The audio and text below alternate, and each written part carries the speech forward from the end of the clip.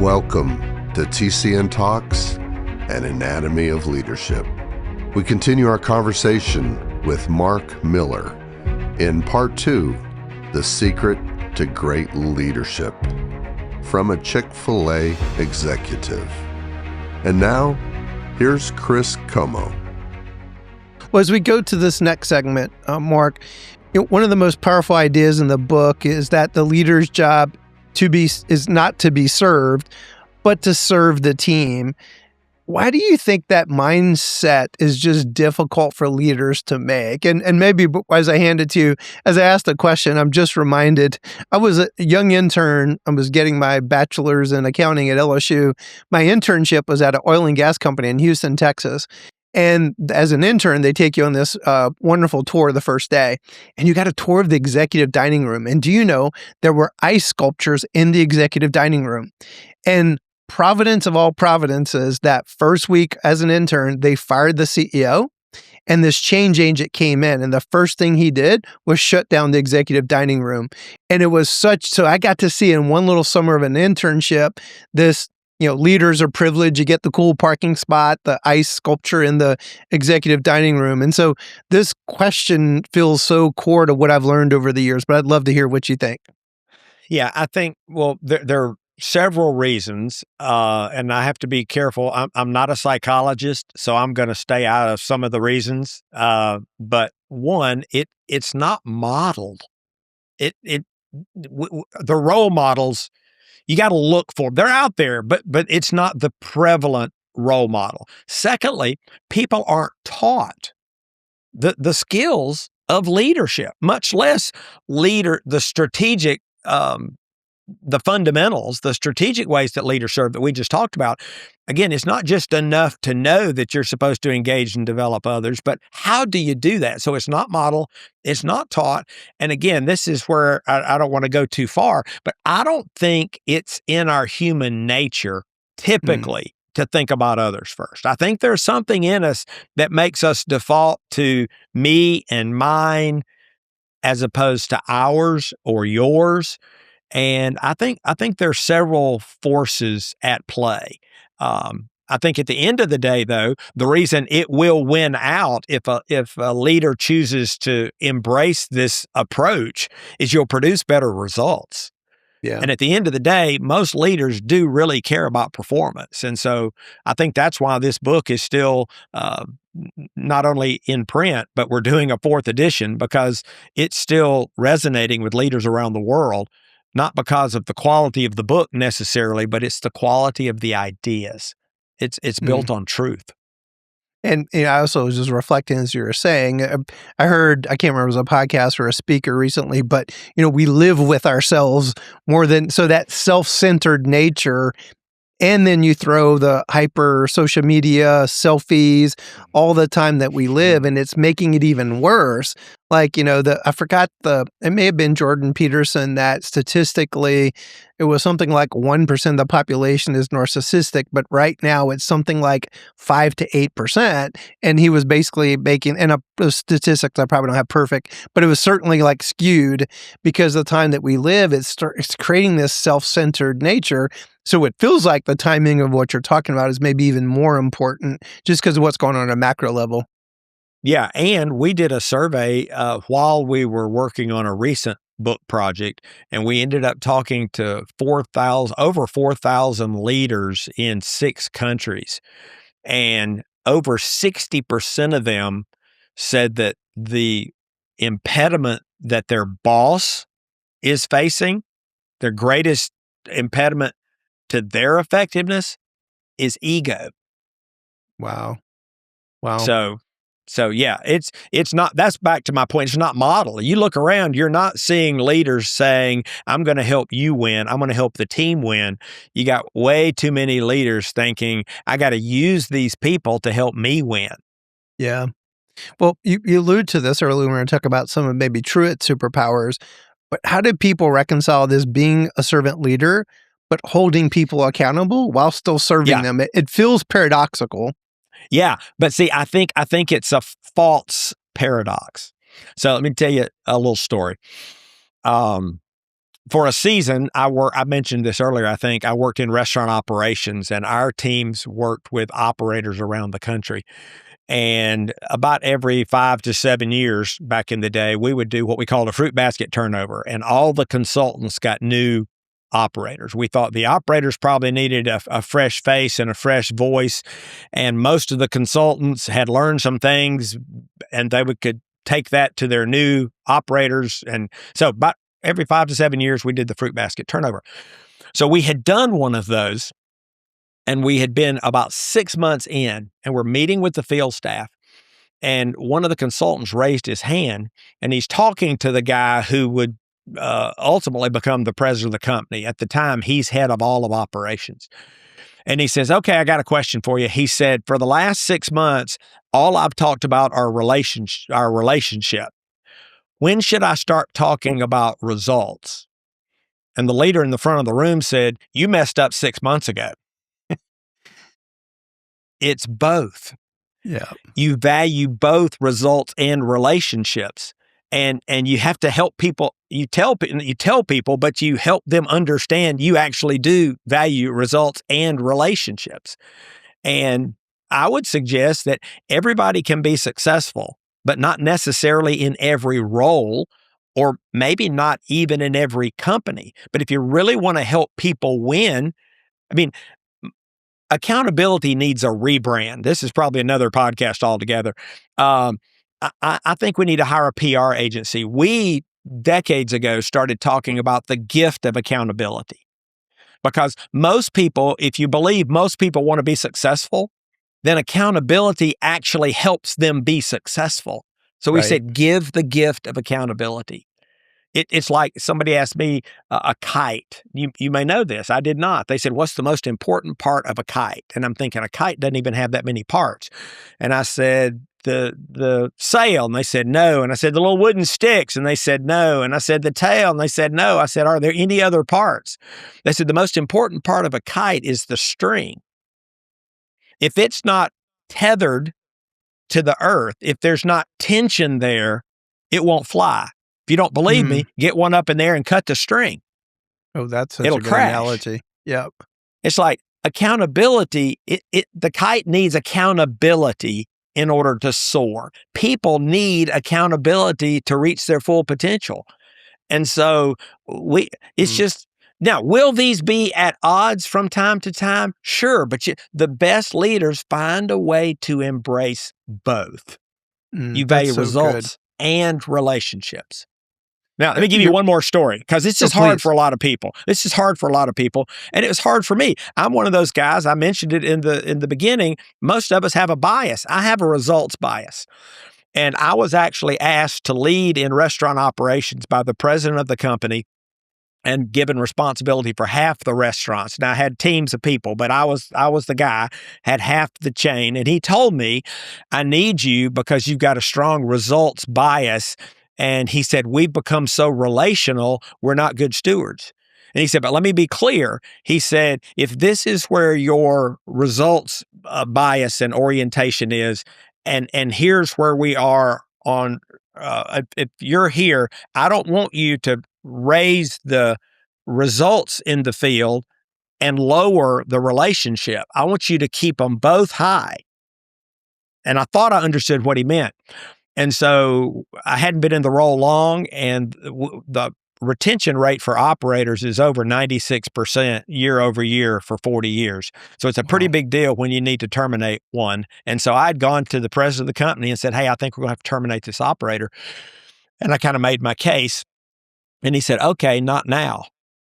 And I'm thinking, I'm really confused, because I'm confused. So I kind of repeated myself. And he said, "I heard you the first time, and my answer's the same. Yes, we need to terminate, and not now." And I said, "I'm confused."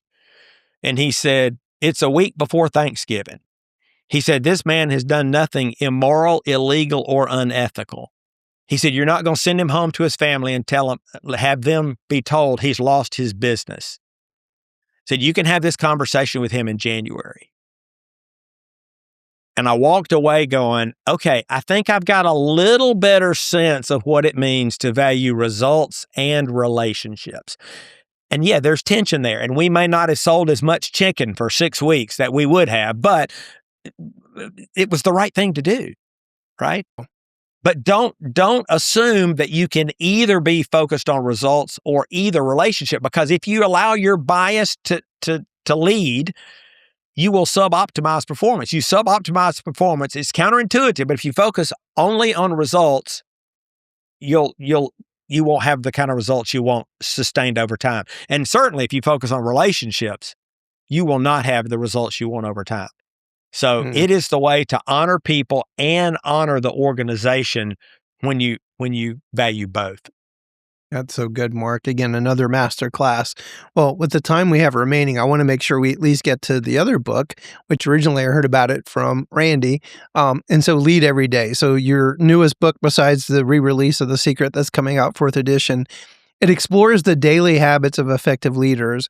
So if someone listening wants to become a better leader starting tomorrow, what's one daily practice from the book that can make, let's say, an immediate difference? Yeah. So I'm gonna probably cheat on your question. I'm not sure I can give you one thing, because you can start tomorrow, but you can't become a great leader tomorrow. And so what I'm encouraging leaders to do, what I try to do myself, is start where you are. You're probably not where you want to be, but you can't start where you're not. So start where you are. Use what you've got. I have talked to scores, hundreds, maybe thousands of leaders that don't think they have the right team, or they don't think they've got the right facilities, or they think that something is just not right that's impeding their progress. Okay, use what you got. So start where you are, use what you got, and do what you can. That we're never be accountable. I mean, the way my brain works, we're not accountable for what we can't do, but we should be accountable for what we could do. And so I say start today. And your boss may not be on board. I hear that all the time. It's like, well, bloom where you're planted. And make what you've been entrusted with wildly successful. And maybe your boss will say, hey, what are you doing? And, ultimately, we go back to where I started. Your superpower is you could fire your boss. Well, what's that look like? Well, you could go work somewhere else, right? But at the end of the day, I believe that there's something more important than being right, and it's submission to authority. And so if I'm not being asked to do something illegal, immoral, or unethical, and the boss makes a call, then my job is to try and make that work. If it doesn't work, again, that's not my accountability at that point. So you got to start where you are. I meet too many leaders that are waiting. They're frozen. They're hesitating. And there are no promises. There are no guarantees. You don't know that it's going to work. Like that's the nature of strategy. That's the nature of problem solving. When you try to solve a problem, you may or may not find the solution, but you got to try. You just have to start today. That's good, Mark. Mark, can you talk to us a little bit about Lead Every Day? Randy and I did talk about it a little bit, but this is like a leadership operating system or a leadership system. It is a leadership operating system. So my publisher came to us a few years back and asked if we were familiar with EOS, and I am, and I'm a fan. And he said, you need to do the leadership version of EOS. And he said, I think you've got most of the content. And he was right. We went back and said, let's look at all the content we've created over the last 25 years. And we actually think that it naturally falls into 3 disciplines. And that's the core idea behind the Lead Everyday operating system. So we think every leader should be concerned about 3 things the rest of your life, at least as long as you want to be leading. 1, how do I become a better leader? 2, how do I improve team performance?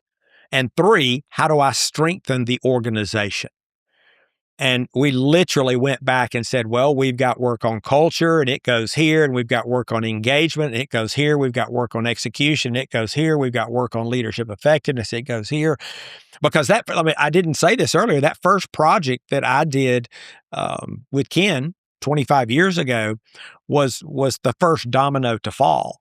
And we got so much traction from that as an organization that we said, hey, what are some other things that we could do to serve our leaders? And we started this practice of looking 3 to 5 years out and saying, what do we think the emerging issues are or will be? And we would go to work and create a point of view, validate a point of view, and publish about that topic. And so that's why there have been 13 Wow. books in 25 years, because we were trying to get ahead of some of these things.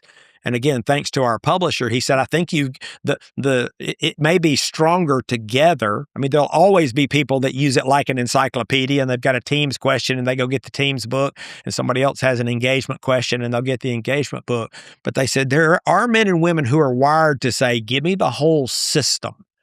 And so this book is our effort to codify that.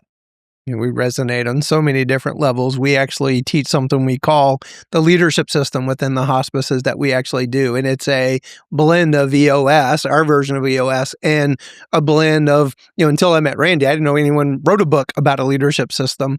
We even codified it that way. Well, as we start to kind of land the plane, Mark, I like this question. If Truett Cathy were mentoring a young leader today, what do you think he would tell them about leadership? I think he'd tell them a lot. I mean, so this is one of those I love Q&A and I hate Q&A kind of moments because I don't want to give a 10-cent answer to $1 million question. And Truett taught me a lot over the years, but I'll tell you one specific instance. And I wasn't really young, but I was younger than I am today. And I mentioned earlier that there was a season when I worked in restaurant operations. And I've also mentioned that the operator retention is really, really high. Well, once a year, you had the opportunity to brief Truett on what was going on, because we were going to have an annual meeting and everybody was going to show up, and he wanted to know the men and women that were on the hot seat. He didn't want to be blindsided by that. So I sat down, explained to him that there was one individual that more than likely would not make it through the year. And he looked at me and he nodded, and he said, you don't build a successful career by firing people. He said, you build a successful career by helping people be successful. And I said, yes, sir. We're going to try everything humanly possible to make this man successful. But the message was received, and I understood his heart and his spirit. Unfortunately, we ended up having to terminate that operator.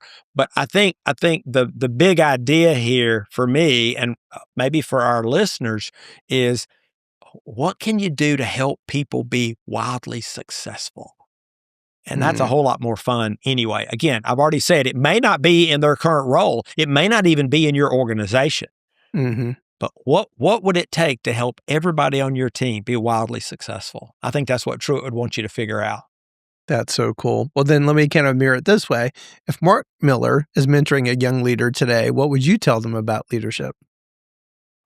All right. Another quick story. This actually happened. I think it was the defining moment in my career, actually, and it was almost 50 years ago. I started in the warehouse. We already talked about that. And about 6 months later, I actually was asked to start corporate communications, which my story is full of stuff that you say, you got to be kidding me. No, that's what I was asked to do. And my boss came in one day right after I had moved into this new role. And he said, hey, I want to explain to you how life works. And I'm just a kid. I mean, I'm 19 at the time. And I said, okay, like, you know how life works? And he said, yes, I do. And I said, okay, I'm all ears. And he said, if you want more influence, if you want more opportunity, and you want more impact, he said, there's only one path. And I remember thinking, wait a minute, slow down. I think I should write this down. Say that again? Because he kind of blindsided me with the whole conversation. He said, if you want more influence, and you want more opportunity, and you want more impact, he said, there's only one path. And I said, what is it? And he said, lifelong learning. He said, you look at the men and women who add value throughout their lifetime, and they're all learners. Wow. And I signed up that day. Now, my parents wish that I'd signed up a lot sooner because I was a lousy student. But I say that to those men and women out there who are thinking, yeah, well, I'm not a learner. Well, if you think about Strength Finder, some folks know about that. I think there are 34 strengths. Learner is not in my top 5. It's not in my top 10. I don't think it's in my top 20. Somebody challenged me one day, said, well, you act like a learner. And I said, well, did you hear my story? I made a strategic decision over 40 years ago that I wanted more influence, I wanted more opportunity, and I wanted more impact. And so I signed up for lifelong learning. That's profound. Mark, final thoughts as you get the floor and you've got a lot of listeners. I know they're leaning forward. I've been leaning forward, making notes this whole podcast. Yeah, it goes back to something I said just a few minutes ago. Don't wait. Don't wait on the title. Don't wait on the role. Don't wait on the position. Don't wait on the circumstances to be perfect. They're never going to be perfect. Don't wait till every member of your team is a rock star. I hope you get there. That's a worthy goal, but you need to start today. Just one step at a time. Just do the things that will help people win. And when they win, you'll win. Wow. Well, Mark, thank you. I'm so glad that Randy connected us. You're a treasure. The very first leadership book I actually read was Ken's book, The 1 Minute Manager. The second one was Stephen Covey. The third one was John Maxwell. And so like kind of my life purpose has been to meet those people. I've gotten 1 degree of separation in many cases, and I now feel that with Ken through you. You just have such great leadership wisdom. I hope you and Randy are doing the great work that you'll be doing many, many, many more years to come. And let us know how we could ever magnify your work besides obviously magnifying it on this podcast. Well, thanks for the opportunity. Well, to our listeners, we want to thank you. At the end of each episode, we share a quote, a visual that we call our brain bookmark. It's a thought prodder about the podcast subject to further your learning and growth. And we're hoping that it sticks, almost like a brain tattoo. Be sure to subscribe to our channel, the TCNtalks Anatomy of Leadership. We don't want you to miss an episode. We're going to include a link to all of Mark's books that he's alluded to. He's even giving his cell phone number, so we're going to include that as well. You know, it's easy for us to rail against the world and be frustrated by things. Let's be the change that we wish to see in this world. So thanks for listening to our podcast, TCNtalks Anatomy of Leadership. And here's our brain bookmark to close today's show. Looking to stay in learning mode? Ask yourself these questions. How do I become a better leader? How do I improve team performance? How do I strengthen the organization? By Mark Miller.